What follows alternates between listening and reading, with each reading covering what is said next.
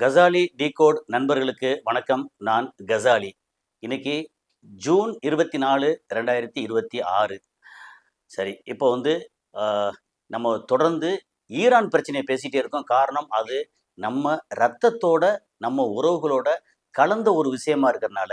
Iran அப்படின்னா Iran, America, Israel மட்டும் இல்லாமல் நம்ம மக்கள் கிட்டத்தட்ட 1 கோடி பேர் வந்து மிடில் ஈஸ்டில் இருக்காங்களா. அவங்க அவங்க சம்பாதிக்கிறது, அவங்க உயிர், அவங்க சம்பந்தப்பட்ட மற்ற இங்கே ஆட்கள் வந்து நம்ம சொந்தங்கள் இங்கே இருக்காங்களா, அவங்க நம்பிய குடும்பங்கள். அதனால நமக்கு வந்து அதோட ஆர்வம் ரொம்ப அதிகமாக இருக்குது அப்படின்னு ஏற்கனவே சொல்லியிருக்கேன். சரி, இப்போ வந்து அங்கே சுவிட்சர்லாந்தில் 2ஆம் கட்ட பேச்சுவார்த்தை முடிஞ்சிருக்கு அப்படின்னு சொன்னாங்க. அது எப்படி ஒரே டைமில் போய் 2ஆம் கட்ட பேச்சுவார்த்தை? முதல் கட்ட பேச்சுவார்த்தை அரசியல் ரீதியானது. அது வந்து சரியாக பேச்சுவார்த்தை நடக்கலை, ஒரு மாதிரி பண்ணாங்க. அதுக்கப்புறம் டெக்னிக்கல் ஆனது. டெக்னிக்கல்னால் என்ன? நம்ம பொதுவாகவே டெக்னிக்கல் எதில் சொல்லுவோம்? இந்த அணு ஆயுதம் இருக்கு இல்லையா, அப்போ இதை வந்து யுரேனியம் U-35 U-235 அதை வந்து எப்படி எந்த அளவுக்கு என்ரிச் பண்ணி வச்சுருக்கோம் அப்படின்னு. அப்போ ஏற்கனவே யுரேனியம் U-35 U-38 U-39 அப்படிங்கிறது, அப்புறம் தோரியம், மற்ற சில தனிமங்கள் அதுலேருந்து வெளியே வர்றது அப்படிங்கிறது எல்லாத்தையும் வந்து ஒரு முன்னாடி ஒரு காணொலியில் டீட்டெயிலாக பேசியிருந்தேன்.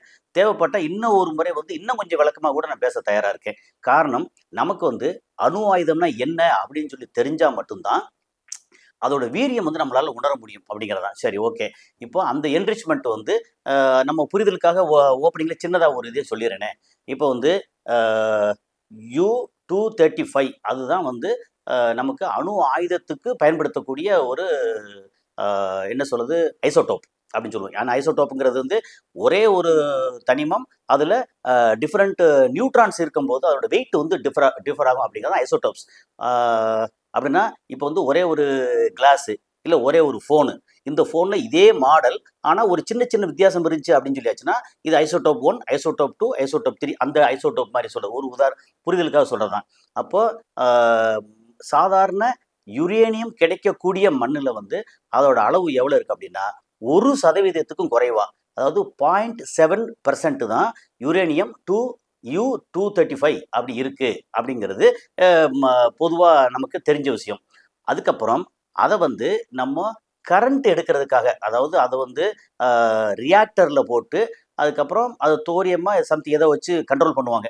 ஸோ ரியாக்டர், அந்த ரியாக்டரில் ஒர்க் பண்ணக்கூடிய அளவுக்கு, அதாவது ரொம்ப அப்படி மல்டிப்ளிகேஷன் ஆகிற அளவுக்கு வரணும் அப்படின்னா அதுக்கு தேவைப்படுற என்ரிச்மெண்ட் எவ்வளோ அப்படின்னா 3% இருந்து 7% வரைக்கும்.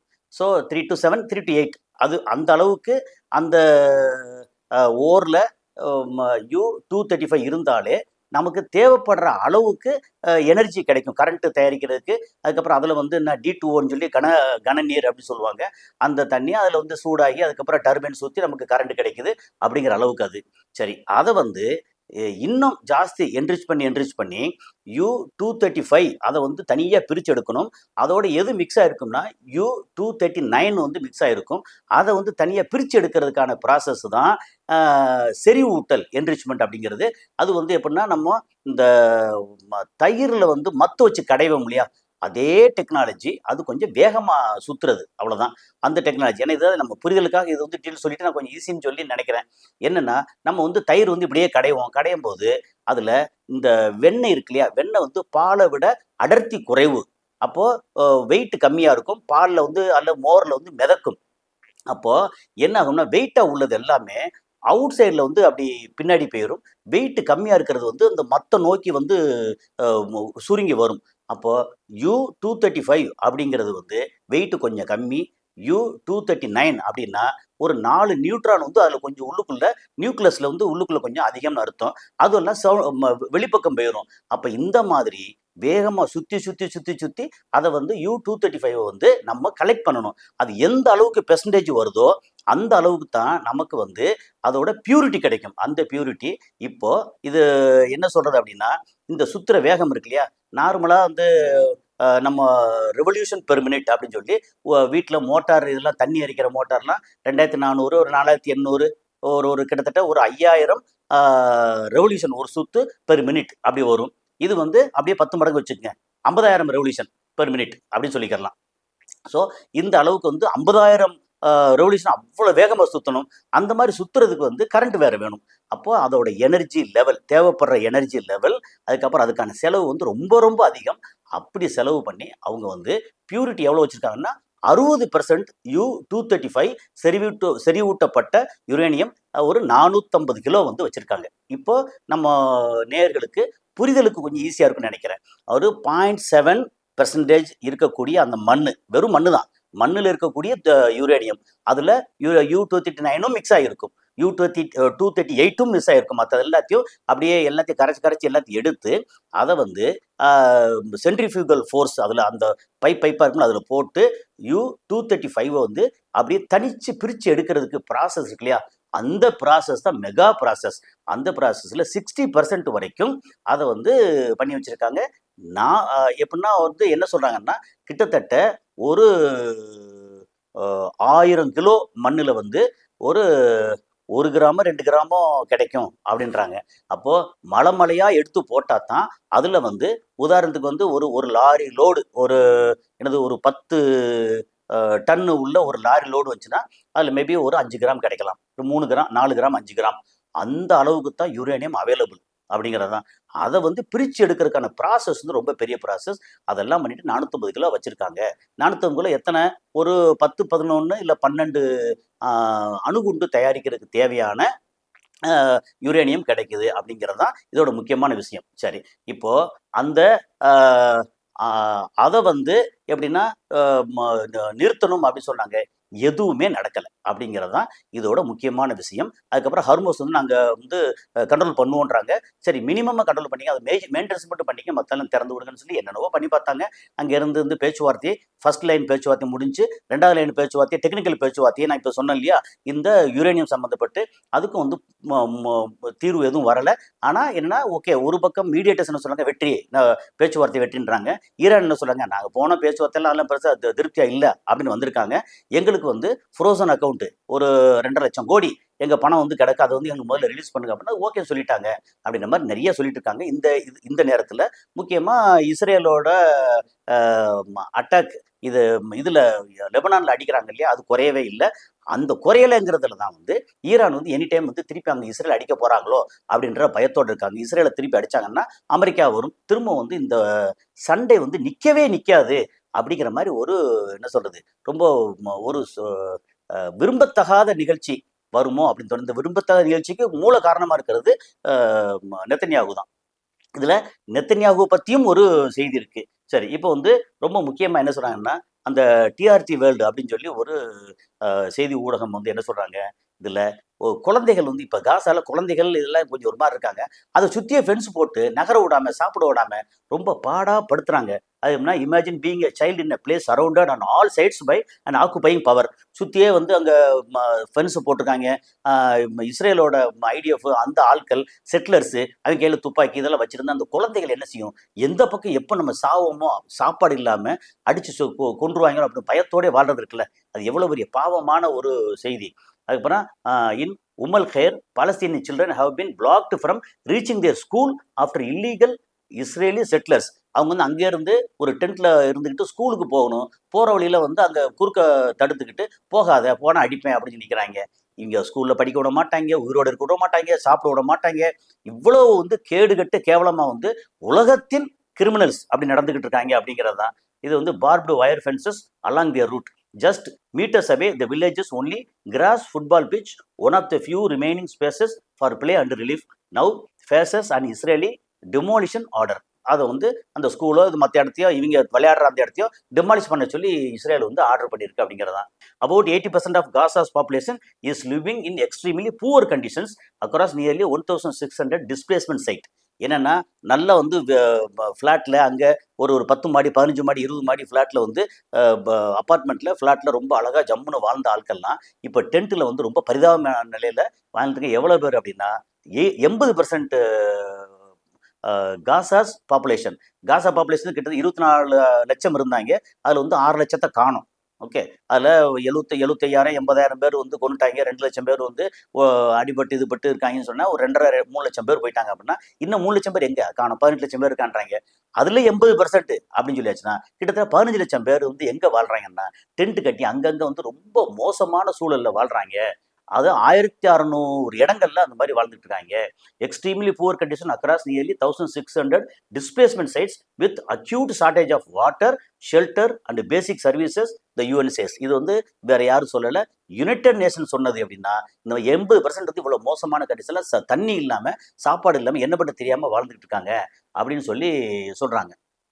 சரி, இதுக்கப்புறம் இஸ்ரேலில் இருக்கக்கூடிய இவர் இருக்கார்ல, பென்கவீர்னு ஒரு சூப்பர் பர்சன் ஒருத்தர் இருக்கார்ல, அவர் என்ன சொல்றாரு, ஆட்டை கடிச்சு மாட்டை கடிச்சு முதலாளியை கடிக்கிற மாதிரி. அவங்க முதலாளி யாரு? அமெரிக்கா. அமெரிக்கா வந்து நீ எல்லாம் இனிமேல் ஒன்றும் சொல்ல வேண்டியதில்லை, நாங்கள் வந்து அடுத்து ஈரான் அடிக்கிறதா லெபனான் அடிக்கிறதா என்ன பண்ணுறதுன்னு நாங்கள் பார்த்துக்கிறோம், நீங்கள் வந்து எங்களுக்கு உத்தரவு போடக்கூடாது அப்படின்னு சொல்லி ரொம்ப தெனாவட்டாக பேசியிருக்கிறாரு அப்படிங்கிறது ஒரு செய்தி. அதுக்கப்புறம் நம்ம பக்கத்து நாடு, இந்தியாவோட பக்கத்து நாடு பங்களாதேஷ். பங்களாதேஷ் பற்றி ஒரு சின்ன செய்தி என்னன்னா, அவங்க வந்து Bangladesh expected to அக்யூர் 24 J-10C fighter ஜெட்ஸ் from China. ஏற்கனவே சைனாவோட இந்த மாதிரி J-10 ஃபைட்டர் ஜெட் வந்து ஈரானுக்கு போயிருக்கு. எப்படின்னா China, Pakistan, Indonesia, Egypt, Iran and Algeria modernising it's low cost most advance 4.5th generation fighter ஜெட்ஸ் fleets. அதாவது இந்த ரீஜனில் எல்லாம் ஈரான் இருக்கட்டும், அல்ஜீரியாவாக இருக்கட்டும், ஈஜிப்டாக இருக்கட்டும், சிரியாவாக இருக்கட்டும், இவங்க எல்லாம் பாகிஸ்தான், இவங்க எல்லாமே J-10 வந்து வாங்கியிருக்காங்களா. இப்போ பங்களாதேஷும் வாங்குறாங்க. அப்போ என்ன, சைனா வந்து இந்தியாவை சுற்றி வந்து சுத்து போடுற மாதிரி ஆகிப்போச்சு பாருங்க. இந்த பக்கம் பங்களாதேஷ், அந்த பக்கம் பாகிஸ்தான், அதுக்கப்புறம் இங்கிட்ட வந்து சிரியாவாக இருக்கட்டும், ஈரான் இருக்கட்டும், எல்லாத்தையும் கொடுத்துருக்காங்க. கீழே வந்து இனி ஸ்ரீலங்காவுக்கு கொடுத்தாங்கன்னா இந்தியாவை சுற்றி இந்த மாதிரி ஃபைட்டர் ஜெட் வந்து நிற்கும். அதுக்காண்டி இந்தியா வந்து ரொம்ப பரிதாப நிலையில் இல்லை. இந்தியாட்டும் ஃபைட்டர் ஜெட்ல ரொம்ப பெருசாக இருக்குது. ஆனால் இவங்க வந்து இப்போ புதுசாக வாங்குறாங்கல்ல, அது வாங்குறது இந்தியாவுக்கு யோசிக்க வைக்கும், நம்ம என்ன கண்டிஷனில் இருக்கோம்னு யோசிக்க வைக்கும் அப்படிங்கிறதான். அதுக்கப்புறம் வந்து கனடாலேருந்து ஒரு செய்தி என்னன்னா, Canada just green light plans for up to 10 new nuclear reactors. அப்போ இன்னொரு 10 பவர் பிளான்ட், நியூக்ளியர் பவர் பிளான்ட்டுக்கு ரியாக்டர்ஸ்க்கு வந்து கிரீன் லைட் கொடுத்துருக்காங்க. ரைட், ஓகே, ஆரம்பிக்கலான்னு கனடாவில். எதுக்கு அப்படின்னா அமெரிக்காவுக்கு எதிராக. ஏன்னா அமெரிக்காவுக்கு கனடாவுக்கு இப்போ வந்து ஆகாமல் போயிடுச்சு இல்லை, energy security is becoming the new gold rush அப்படின்னு சொல்லி அங்கே சொல்கிறாங்க.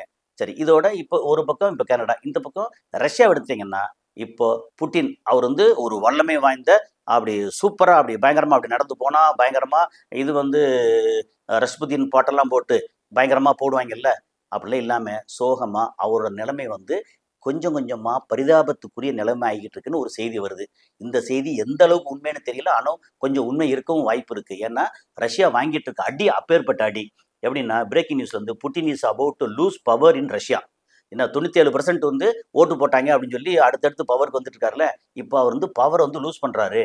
தேர் are multiple reports that he is terrified by the mere thought of Ukraine retaking Crimea. Crimea வந்து திரும்ப யுக்ரைன் எடுக்க போகிறாங்க, which is actually happening right now with Ukraine forces bombing and isolating the entire peninsula, and he is now asking for dialogue with the EU. European யூனியனோட வந்து இனி பேச்சுவார்த்தைக்கு okay, பேச்சுவார்த்தை பண்ணலாம் அப்படின்னு சொல்லி ரஷ்யா வந்து முன் வருது. அப்படின்னா கிரீமியா வந்து கைவிட்டு போகுது. அதுக்கப்புறம் அவரோட பவரில் இழக்கிறாரு. முன்னாடி வந்து பேச்சுவார்த்தை வெயிட் அதெல்லாம் முடியாது அப்படின்னு சொல்லி ரொம்ப ஸ்ட்ராங்காக இருந்தாலும் இன்னைக்கு வந்து பேச்சுவார்த்தைக்கு வாங்க அப்படின்னு என்ன அர்த்தம்னா அடிதாங்கலை. இப்போ அமெரிக்கா வந்து ஈரான்கிட்ட பேச்சுவார்த்தைக்கு வான்னு கூப்பிட்டாங்கல்ல, காரணம் அவங்களுக்கான பொருளாதார இழப்பை தாங்கலை அப்படின்னால கூப்பிட்டாங்க. அது மாதிரி இங்கே ரஷ்யா வந்து யூரோப்பியன் யூனியன் பேச்சுவார்த்தைக்கு வாங்கன்னு சொல்லிட்டு இருக்காங்க. சரி, இப்போ வந்து இங்கே ஈரானில் வந்து அடிப்பட்ட ஒரு ஃபைட்டர் ஜெட்டு, அது எப்படி F-15E ஃபைட்டர் ஜெட் இருக்கு இல்லையா, அந்த பைலட் வந்து என்ன சொல்கிறாங்க, நாங்கள் பறந்து போகும்போது ஒரு ஜெல்லி ஃபிஷ் மாதிரி வந்து கொசன்னு பயங்கரமாக வந்துச்சு. என்னடான்னு பார்த்தா அது எல்லாம் ட்ரோனு, ஒரு மல்டிபிள் ட்ரோன்ஸ் வந்து அப்படி வந்து ஜெல்லி ஃபிஷ் மாதிரி வந்தது. அது எங்களால் தாங்க முடியலை, அதனால வந்து அப்படி அதுக்கப்புறம் ஷூட் பண்ணிட்டாங்க, எங்களால் அதை வந்து மேனேஜ் பண்ண முடியலை அப்படின்னு என்ன சொல்கிறாங்க. யுனைடெட் ஸ்டேட் ஏர்ஃபோர்ஸ் F-15E strike eagle pilot described, அந்த ஈகிள் பைலட் வந்து அதுக்கப்புறம் காப்பாற்றினாங்க, 2 பேரை காப்பாற்றினாங்கல்ல, described encountering and unusual formation of Iranian drones resembling a jellyfish moments before his aircraft was shot down over Iran, according to report by CNN. So சிஎன்என்ல அவங்க சொல்லியிருக்காங்க இந்த மாதிரி கொசன்னு பயங்கரமாக வந்துச்சு, என்ன பார்க்குறதுக்குள்ள இந்த மாதிரி வந்துச்சு. அதுக்கப்புறம் நாங்கள் வந்து கீழே பாராசூட் இது மாதிரி இறங்கிட்டோம். அவங்க வந்து ஷூட் பண்ணிட்டாங்க அந்த F-15. அப்போ F-15, F-16, F-35 எல்லாத்தையுமே அடிக்கிறாங்கன்னா அப்போ ஈரான் வந்து பெரிய அளவுக்கு வல்லமை வாய்ந்த நாடாக இருக்காங்க அப்படிங்கிறது தான் இதோட முக்கியமான கருத்து. அதுக்கப்புறம் வந்து இன்னொரு செய்தி என்னன்னா, ayatollah guys are crazy in spite of fact that doctor Abbas Araghchi foreign minister fact is PhD to university of Kent UK and speaks English. என்ன சொல்கிறாங்கன்னா, இப்போ அங்கே இதில் ஜெனீவாவில் வந்து பேச்சுவார்த்தைக்கு போகிறாங்கல்ல, பேச்சுவார்த்தைக்கு போனால் அங்கே எல்லாம் PhD எல்லாருமே இங்கிலீஷ் நல்லா பேசுவாங்க. காலிபாபா இருக்கட்டும், அப்பாஸ் அராக்சியாக இருக்கட்டும், கூட போனாலும் இங்கிலீஷ் நல்லா பேசுவாங்க. ஆனால் அங்கே வந்து JD வான்ஸுக்கு முன்னாடி ஒன்லி பெர்ஷியா மொழியில தான் பேசுனாங்க, பெர்ஷியன்ல தான், இங்கிலீஷ் வந்து பேசவே இல்லை. அப்போ வேணும்னே பண்றாங்க அப்படின்னு சொல்லி ஒரு குற்றச்சாட்டு வந்து பண்ணாங்க. ஆமையா, நீ ஓன் தாய்மொழி இங்கிலீஷ் நீ பேசுவ, ஏன் தாய்மொழி வந்து பாரசீகம், நான் பாரசீகத்துல பேசுறேன் அப்படின்னு சொல்லி அங்க பேசுறாங்கல்ல, அந்த கட்ஸ் இருக்குல்ல, நீ வேணா டிரான்ஸ்லேட் பண்ணிக்கோ, எப்படி வேணும் பண்ணிக்கோ அப்படின்னு அந்த கட்ஸ், அது ரொம்ப முக்கியமான ஒரு செய்தியா இருக்கு. அதுக்கப்புறம் வந்து பிரசிடென்ட் ட்ரம்ப் என்ன சொல்றாரு, இப்போ ஈரான் இதெல்லாம் கொஞ்சம் ஒரு மாதிரி சாஃப்ட் ஆயிடுச்சா, நாங்கள் இனிமே வந்து வடகொரியா பக்கம் பேச்சுவார்த்தைக்கு அவங்களுடைய நியூக்ளியர் இது இருக்கு இல்லையா, அதை வந்து கண்ட்ரோல் பண்ணுறதுக்காக நாங்கள் பேச்சுவார்த்தைக்கு போவோம்னு சொல்றாரு. உடனே வடகொரியா ட்ரம்ப் வடகொரியா அதிபர் நம்ம கிங் ஜாமூன் என்ன சொல்றாரு வந்து, இந்த பக்கம் நீ வந்து ஏதாவது வந்து உரண்டை இழுத்தேன்னா ஃபர்ஸ்ட் திங் வந்து நான் வந்து உன் மேல அணு ஆயுதத்தை பிரயோகப்படுத்திட்டு தான் அடுத்த வேலையை நான் பார்ப்பேன், நான் வந்து பாரு அப்படின்னு சொல்லி அங்க சொல்றாரு. அது ஒரு முக்கியமான செய்தியா இருக்கு.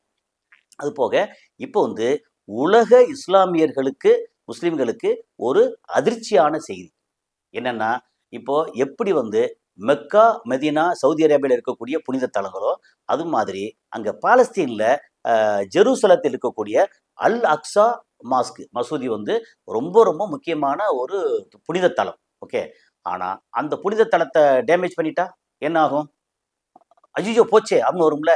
அந்த டேமேஜ் பண்ற வேலையை இஸ்ரேல் வந்து பண்ணிட்டு இருக்காங்க. அதை வந்து சைனீஸ் ப்ரொஃபஸர் வந்து ஒருத்தர் சொல்லியிருக்காரு. என்ன செய்யறாங்கன்னா, இங்க கீழே கூடி தோண்டி அல்லக்ஸா மசூதி இருக்கு இல்லையா, அந்த மசூதிக்கு கீழே கூடி டன்னல் போட்டு எல்லாம் தோண்டி எல்லாம் ரெடியாக்கி அங்க கீழே வந்து பாம் எல்லாம் செட் பண்ணி வச்சு, இப்போ ஈரானோட ட்ரோன் வந்துச்சு, ஈரானோட மிசைல் வந்துச்சு, அது வந்து மாஸ்கை வந்து அடிச்சிருச்சு அப்படின்னு சொல்றதுக்கான வேலையை வந்து பார்த்துக்கிட்டு இருக்காங்க.